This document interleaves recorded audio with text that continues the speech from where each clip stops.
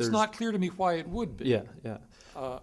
I think I was in a way just trying to grant, this was one of four options that I laid out, and this was the attempt to grant the conundrum theorist the conundrum and say, okay, it's true that Kant seems to really worry about this and in places seems to think that it's borderline incompatible. So let's try to make sense of this, given that he also thinks we can somehow hope for it. So in a way, your comment is sympathetic. I would like to agree with you, and then we wouldn't have to worry about even a nozzle incompatibility. But may I take it the Stoic maxim, or maybe an accessory to the Stoic maxim, says something like, for whatever you are morally responsible, you have to be causally responsible. And for Kant, that would sound strange if you weren't a Kantian, because, of course, there are lots of things for which you might be morally responsible that you're not causally responsible. I take it in strict Kantian ethics, the only good thing is a good will. And so the only thing for which we can be morally responsible in some strict sense is the quality of our will. And he seems to think that there's that kind of causal aspect to moral responsibility, at least with respect to the good will, causal in that intelligible sense. And so the worry or the conundrum that grace presents is just that it looks as though here's a case where we have to be causally responsible because we are morally responsible, and ought implies can, and yet it looks like someone else is contributing. And the worry is that we're not fully causally responsible then. So I see the conundrumist's concern maybe more than you do. But I still want to try to answer it with this strange move at the end.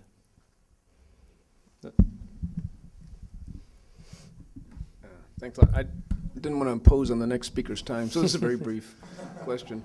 I heard it's not a good talk, so. No. It's worth waiting for. Just the quote, is it 1106, 281106 thing about the moral miracle, or is there another one? Yeah. That's it. That's the only one you have. I was trying to remember if there was another one. That's all. I think there's one other, but yeah, if we could find that, that'd be. Let me just. I should have put this on the handout, but let me just Or did you want to ask a question? No, that was a question. That was it. Okay, that was pretty easy. I think there's one other place where he uses the phrase moral miracle, but I don't have it at my fingertips. Okay. But listen to this from 1106. God might concur in our actions despite our freedom, or he could be a cooperating cause of our will. Of course, the idea of freedom is one which belongs to the intelligible world, and we are acquainted with nothing of it beyond the fact that it exists. So we're acquainted with the fact that it exists. And we also do not know the laws by which it is governed. So that phrase, the laws by which it is governed, suggests that there is something right about talking about the noumenal laws, or the laws of the relations between noumenal things. So even if our reason cannot deny the possibility of this concursus, it still sees that such an effect would have to be a miracle of the moral world, just as acts of cooperation with occurrences in the sensible world are God's miracles in the physical world.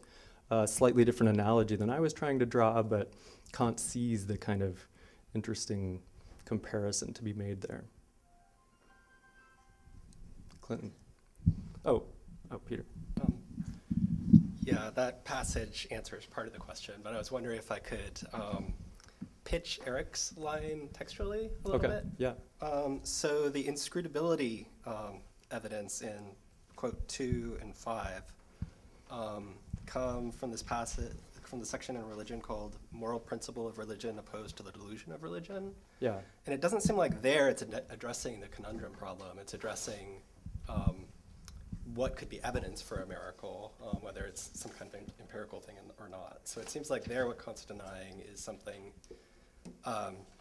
different, that he's not even addressing the conundrum issue there. Wait, what? This is the second quotation? 2 and 5. So 171 and 6174. The first one, reason says that whoever does in a disposition of true devotion to duty as much as lies within his power. I guess that's what I actually have on there. So, Yeah. but you're saying this is not about grace, or? I was thinking that overall in the section, what was going on is that the overall thrust of it was something, it was in terms more of, he's dealing with the fanatics or enthusiasts. Right.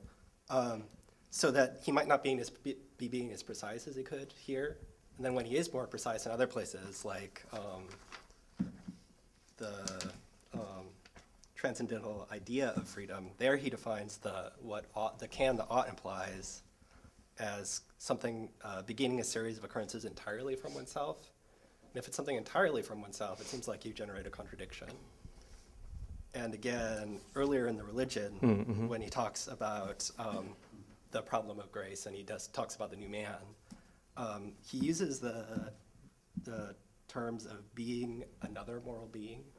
Being So- another another moral being. Moral so being, it seems like he's using stronger terms there. It seems like, so in both those cases, it seems like you can cash out an analytic contradiction. And, Okay.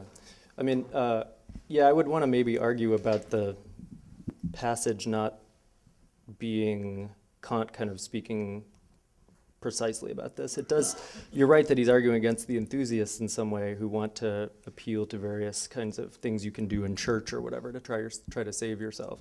But it looks as though, I mean, not just in the passages I quoted, but right at 6:174, you regard the two together, you can hope and pray for it and regard the two together as effective causes of a disposition sufficient to a conduct of life well-pleasing to God, etc.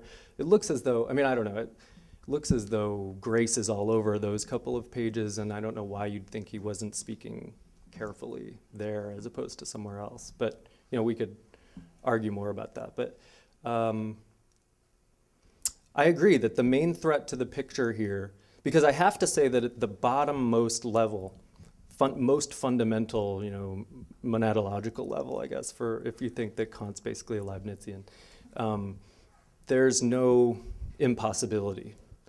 And if it were logically or analytically, you know, impossible, then that would be a problem for the view. So I'm going to have to just keep insisting that there are lots of passages where he says that it's not impossible despite the fact that it looks that way. So, I mean, here's one that I found recently. As regards a concursum morale or God's free cooperation in the free actions of human beings, such a thing cannot be comprehended in the nature of freedom, but at the same time it cannot be regarded as impossible. That's from the lectures, which aren't totally reliable, but sounds pretty good. So I would just have to push those and try to downplay the places where it looks like he's, you know, waving the conundrum flag.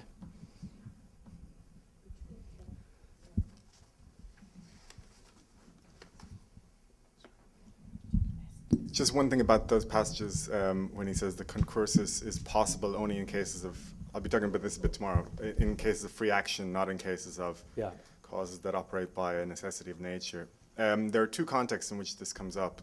One is the context of grace, and one is the context of providential control, right? So when he's comparing miracles,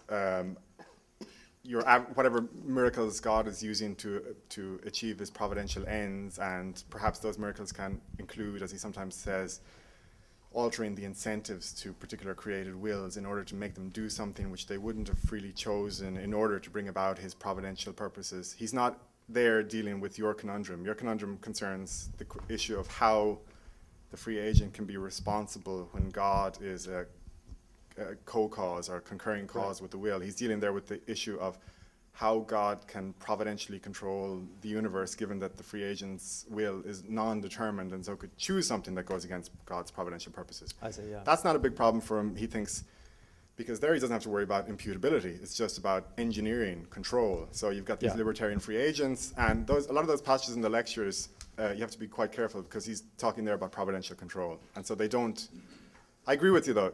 Yeah. Obviously he is saying at some level this grace, we can hope that it's metaphysically possible at some level, but it's at a different level, I think, to the metaphysical level of his solution to the problem of miracles generally. That's all I was trying to say.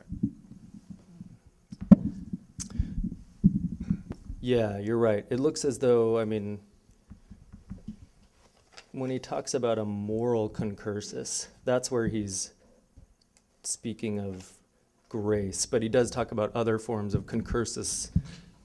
That doesn't necessarily, he's not necessarily talking about, I mean, he's talking about grace there in the sense that it's a concursus and it is a Yeah. grace, but There are other moral places where it's concursus providence, yeah. just means affecting Yeah. the incentives sometimes, right, of a particular free agent. So I would need in a Q&A session citing some quotes. It's not obviously an attempt to be super precise, but if I were trying to back everything up in the paper, I would have to make sure that I was talking about the passages where he's explicitly referring to grace and not just providence. Yeah, that's good.